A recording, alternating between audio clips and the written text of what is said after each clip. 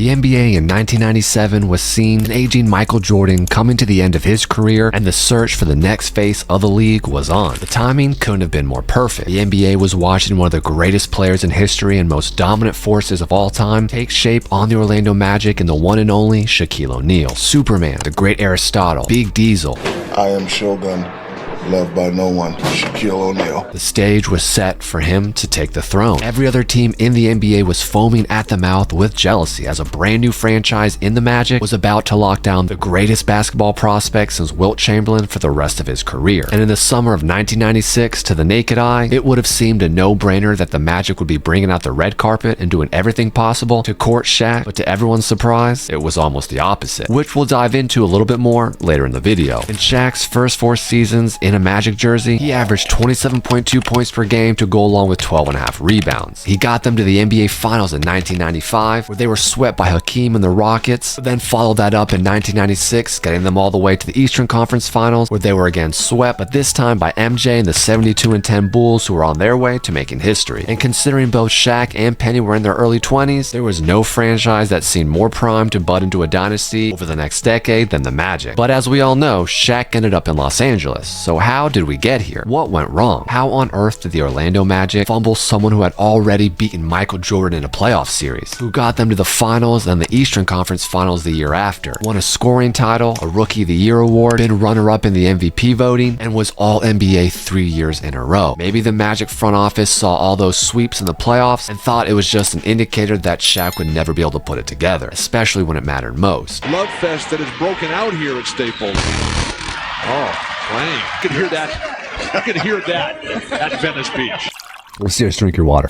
Maybe the Magic saw what Kobe did years earlier. While Shaq is physically one of the most dominant humans ever, his lack of a work ethic would eventually catch up to him. Or maybe they had no idea what they were doing as a franchise that was barely 5 years old. Founded in 1986 and making their debut in 1989, the Orlando Magic were co-founded by Pat Williams and Jim Hewitt, who then immediately sold it to the DeVos family in 1991, who have been the owners ever since. The DeVos family could not have had a better start in their journey in owning an NBA franchise, as they won the #1 pick in the 1992 draft and used it to select Shaq, leading them to a 41-41 record. However, they just missed the playoffs as they lost the tiebreaker to the Indiana Pacers for the 8th seed. And by some amount of luck, or some would argue intervention, the Magic ended up landing the #1 pick again, which this time they used on Chris Webber. However, in arguably one of the biggest draft day trades of all time, they traded him to the Golden State Warriors for Anthony Penny Hardaway and 3 first-round picks. In that first year together, the duo took the Magic to the playoffs for the first time in their franchise history, finishing 50-32. Only to get swept by the Indiana Pacers, but the future could not have looked more bright. In the following year, when MJ was retired and the league was wide open, the Magic signed Horace Grant, a major piece in that Bulls' first three-peat, and filled out a Magic roster that looked poised to make a run to the title. And that's exactly what they did, finishing 57-25 and making a run to the finals. However, that's where they met the Rockets, who would ultimately sweep them. What could have been one of the greatest big man matchups we've ever seen in the finals ended up being an absolute beatdown. Hit that subscription button. The following year, the Magic rebounded, going 60-22, where they again made a deep run into the playoffs, making it to the Eastern Conference Finals, but this time they ran into those historic Bulls. And after one of the most successful starts to an NBA career we've ever seen, Shaq was expecting a major offer from the Magic. You know, my deal was up. You know, I knew I was a big name guy in the league, and I just wanted my fair share. Especially when you consider players like Juan Howard and Alonzo Mourning just recently signed for around $100 million contracts, and the way the CBA was structured then back in 1996 is completely different than we have today. To keep it simple, back then if you drafted a player, you could pay him as much as you want and it would not count towards your salary cap, which at the time was only $24.3 million. Yes, players now are being paid more than twice what entire teams were allowed to spend 30 years ago. And on top of that, you would not have to pay a luxury tax. Both of those rules were not introduced until the 1998 lockout. Essentially, the Magic could have written Shaq a blank check. And keep this in mind when you consider what Alonzo and Howard were being paid, and then you hear this quote from Shaq. If you paid $110 for a BMW, how much does a Mercedes cost? Sounds like something you'd say. Now this is where we truly enter the twilight zone. There are certain lessons and pieces of wisdom you can only learn through experience, and recognizing the value of having the face of the league on your team, or at minimum an MVP superstar, is one of them. Shaq, let's just say that a snake bit your mom right up here, right in the chest area. Would you be willing to suck the venom out to win the title? No, but I will with your wife.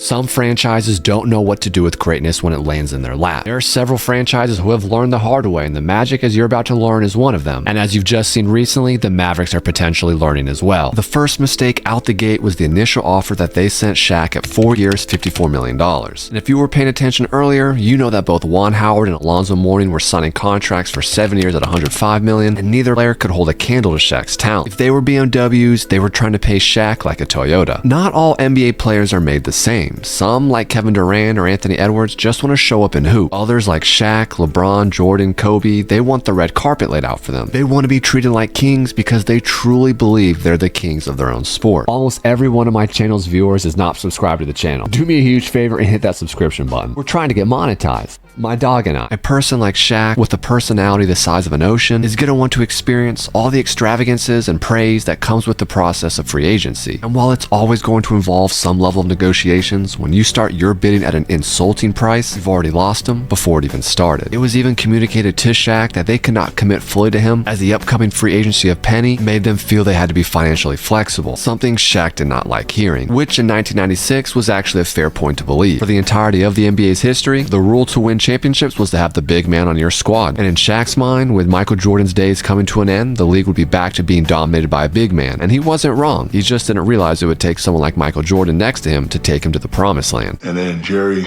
is bragging about some kid said, I'm working on something right now. Just remember this name, Kobe Bryant. Like, he kept telling me that name. I was like, okay. And now this is where you can give the Orlando Magic some benefit of the doubt. In the history of the league, only 2 other players had ever received $100 million contracts in Juan Howard and Alonzo Mourning. You know, I learned in college, you start high. So I said, okay, 150. I think kind of pissed the Orlando Magic off a little bit. You know, we went through a rough negotiating. And not only that, the league was also under heavy scrutiny at the time from fans believing that $100 million to play basketball was a bit excessive. Something that was thought to be addressed in the 1995 lockout. But things actually got even worse. While Shaq was in Orlando with the Dream Team 2 practicing for those Summer Olympics, the front office thought it would actually be a good idea to post a billboard in the city asking the fans to call in and voice whether or not Shaq was worth the massive contract. And what's even more shocking was that 91% of callers actually voted no. Something that his Olympic teammates teased him for relentlessly. Shaq's ego is just as big as his personality, so you can only imagine how that impacted his desire to stay in a city that had overwhelmingly voted against him, with a front office that had made it clear he was not their top priority. Shaq knew he was going to win championships for his team, bring millions of dollars of revenue in yearly, and push that franchise to be one of the most storied and valuable in the league. And he did exactly that, just not with the Magic. A few days before the Olympics were set to start, the Lakers freed up the necessary cap space and offered Shaq that $120 million contract, and before the Magic could even react or make a counteroffer, Shaq signed with the Lakers, completing potentially the biggest fumble in free agency history. From that very moment, the NBA was never the same. Matter of fact, I was here in the Olympics, 96. And he says,